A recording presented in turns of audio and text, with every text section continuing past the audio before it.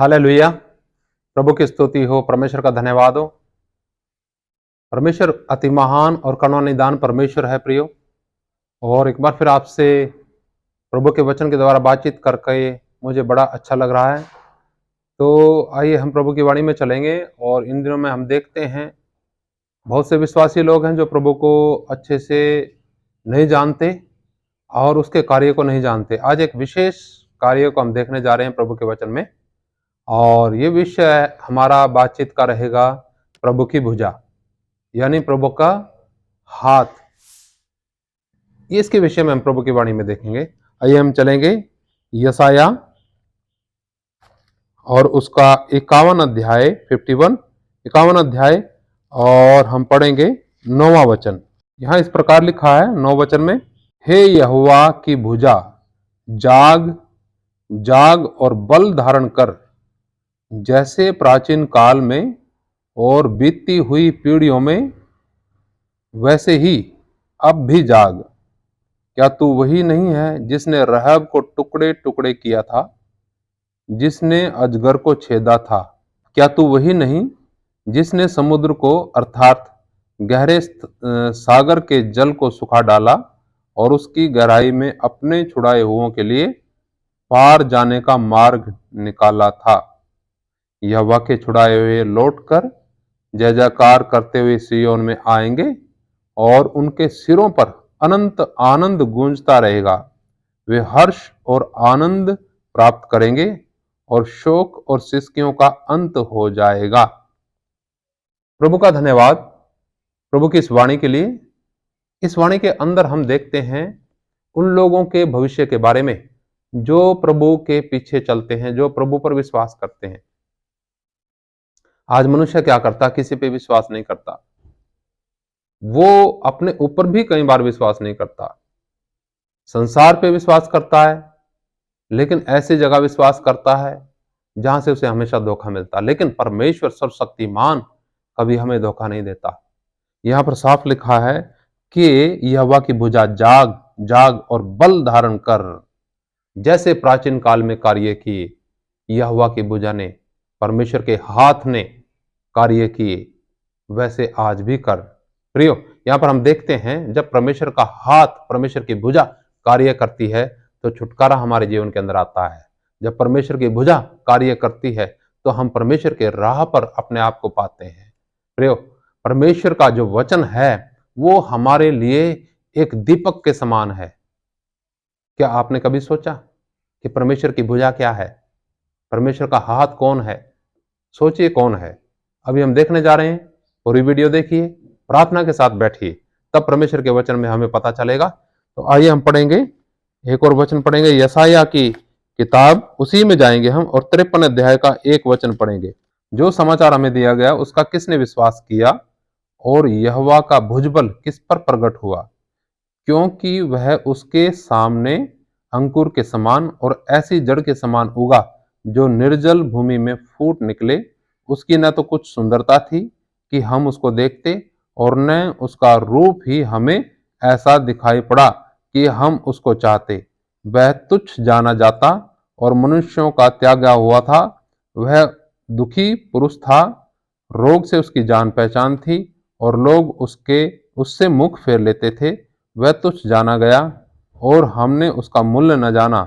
निश्चय उसने हमारे रोगों को सह लिया और हमारे दुखों को उठा लिया, तो भी हमने उसे परमेश्वर का मारा कुटा और दुर्दशा में पड़ा हुआ समझा। अब आप इस बात को, इस वचन को पढ़ने के बाद आपको इस बात का एहसास हो गया होगा शायद कि ये परमेश्वर की भुजा है क्या।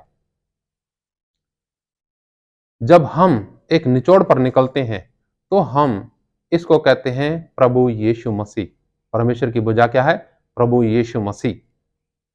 किस प्रकार से वो एक अंकुर के समान फूट निकला और किस प्रकार से उसके हालात थे दुनिया के अंदर, और उसने हमारे ही रोगों को उठा लिया, हमारे लिए ही मारा गया, हमारे लिए कूटा गया। प्रियो, हम पूरे ध्यान से समझें परमेश्वर की भुजा है क्या। परमेश्वर का भुजा जब कार्य करता है तो अंधकार के लिए कोई स्थान नहीं रहता जीवन में। परमेश्वर की भुजा कार्य करती है तो हमारे जीवन के अंदर कोई नफरत नहीं, घृणा नहीं। देखिए आगे क्या लिखा, कैसे परमेश्वर अपने कार्य को करता है अपनी भुजा के द्वारा। हम देखेंगे यशाया 40 अध्याय और उसका 10 और 11 वचन। देखो प्रभु यहोवा सामर्थ दिखाता हुआ आ रहा है, वह अपने भुजबल से प्रभुता करेगा। परमेश्वर क्या करेगा? अपने भुजबल से प्रभुता करेगा। यानी प्रभु यीशु मसीह एक ऐसा समय आएगा जिस समय में क्या करेंगे? इस दुनिया के अंदर राज करेंगे। तो लिखा, पढ़ता हूं मैं पूरा। लिखा है कि देखो प्रभु यहोवा सामर्थ दिखाता हुआ आ रहा है, वह अपने भुजबल से प्रभुता करेगा। देखो जो मजदूरी देने की है वह उसके पास है, और जो बदला देने का है वह उसके हाथ में है। वह चरवाहे के समान अपने झुंड को चराएगा। वह भेड़ों के बच्चों को अखबार में लिए रहेगा और दूध पिलाने वालियों को धीरे धीरे ले चलेगा। यहां पर यह बात किस तरफ इशारा करती है? साफ इसमें लिखा है कि देखो प्रभु यहोवा सामर्थ दिखाते हुए आ रहा है, वह अपने भुजबल से प्रभुता करेगा। भुजबल कौन? यानी प्रभु यीशु मसीह। हालेलुया। प्रभु यीशु मसीह परमेश्वर का भुजबल, परमेश्वर की भुजा, दोनों ही बात है। वो क्या करेंगे? लिखा, वो अपने भुजबल से प्रभुता करेगा और हर एक को मजदूरी देने के लिए उसके हाथ में है, उसके पास है।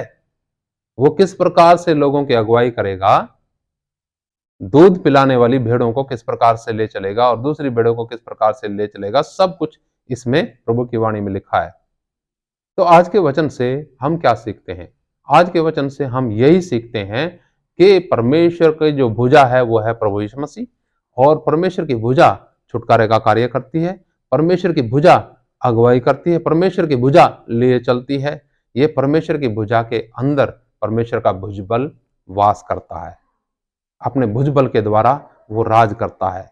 आप आज सोचिए, क्या आपके जीवन में परमेश्वर की भुजा, परमेश्वर का भुजबल राज करता है या कोई और राज करता है? आपकी इच्छाएं, आपकी अभिलाषाएं, दुनिया के विचार, दुनिया के रीति, दुनिया का सिस्टम क्या राज करता है आपके जीवन के अंदर? अगर आप परमेश्वर के लोग हैं तो उस परमेश्वर के लोग जिसने अपनी भुजा के द्वारा इस संसार के अंदर कार्य किया, तो क्या करेंगे? उसकी भुजा की, उसके भुजबल की बात सुनेंगे और अपने आप को समर्पित करेंगे।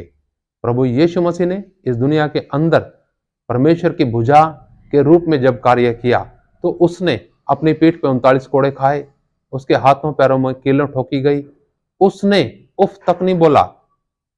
वो चाहता तो छूट सकता था, लेकिन नहीं। क्यों नहीं छूटा? कमजोरी के कारण नहीं, आपके और मेरे जीवन के अंदर उद्धार के कार्य को पूर्ण करने के लिए प्रभु यीशु मसीह ने मौत सही और हमें जीवन दान दिया। सोचिए अपने विचारों में, अपने जीवन में, अपने व्यवहार से जांचिए अपने आप को कि मेरे अंदर कितना प्रभु का भुजा कार्य करता है। परमेश्वर आपसे प्रेम करता है प्रियो। परमेश्वर चाहता है किसी भी प्राणी का आत्मा नष्ट ना हो, हर एक प्राणी का कल्याण हो, हर एक प्राणी का उद्धार हो, हर एक मनुष्य का उद्धार हो, हर एक मनुष्य का कल्याण हो। तो प्रियो, उसका कल्याण किन के ऊपर ठहरता है? जो योग्य हैं। हमें योग्यता किस हिसाब से दिखानी है? हमें इस हिसाब से दिखानी है कि जैसे मान लीजिए कोई व्हीकल है, कोई गाड़ी है, फंस गई, उसके अंदर कुंडी लगाने के लिए जगह है नहीं, तो किस प्रकार उसको खींचा जाएगा? बड़ा ही दुर्लभ होता है। इसलिए जो कंपनियां होती हैं वो इस प्रकार से घुंडी उसमें लगाते हैं, कुंडी लगाते हैं, जिसमें घुंडी लगा के उस गाड़ी को खींच सके। तो वो जो घुंडी है वो हमारे जीवनों के अंदर खुलनी चाहिए, होनी चाहिए एक घुंडी, जिसमें परमेश्वर हुक लगा के हमें अंधकार से खींचे और पाप रूपी दलदल से खींचे, उलझाने वाले पाप से छुड़ाए। वो घुंडी ये है कि हम अपने आप को परमेश्वर से जोड़ें।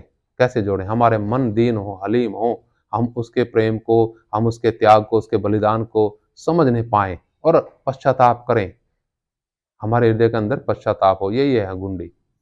जिसका मन टूट गया, टूटा हुआ मन ही परमेश्वर के लिए एक निकालने का आपको और हमें साधन है। जब तक हमारा मन टूटा नहीं, जब तक अपनी अकड़ में है, जब तक चल रहे हैं, तो हम नाश के कगार पे जा रहे हैं। जिस दिन हमारा हृदय टूटता है, हमें समझ में आता है कि परमेश्वर की भुजा परमेश्वर ने इसलिए भेजी कि आपका मेरा छुटकारा हो, आपका मेरा कल्याण हो। उस दिन हम घुटनों पर आकर के पश्चाताप करते हैं और हम परमेश्वर से माफी मांगते हैं उन बातों के लिए जो हमने परमेश्वर के विरुद्ध की। हम अपनी मर्जी से चलते रहे।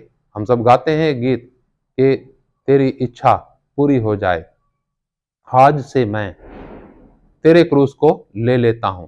हमें वो गाने की आवश्यकता नहीं है। हमें अपना क्रूस प्रतिदिन उठा करके चलने की आवश्यकता है प्रभु के पीछे, और परमेश्वर से सामर्थ्य मांगे। परमेश्वर आपको सामर्थ्य देंगे और परमेश्वर की भुजा के द्वारा आपका मेरा जीवन संचालित होगा। आपके जीवन में परमेश्वर की भुजा राज करे, मेरे जीवन में भी प्रभु की भुजा राज करे।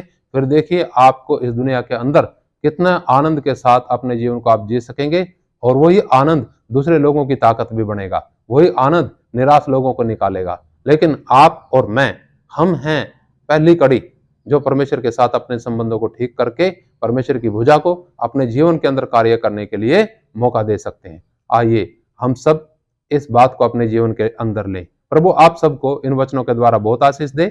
सबको जय मसीह की। मारनाथा, प्रभु यीशु मसीह शीघ्र आने वाले हैं। हम प्रभु यीशु मसीह की बाट जो है और अपने आप को उसके लिए तैयार करें। प्रभु आप सबको बहुत आशीष दे।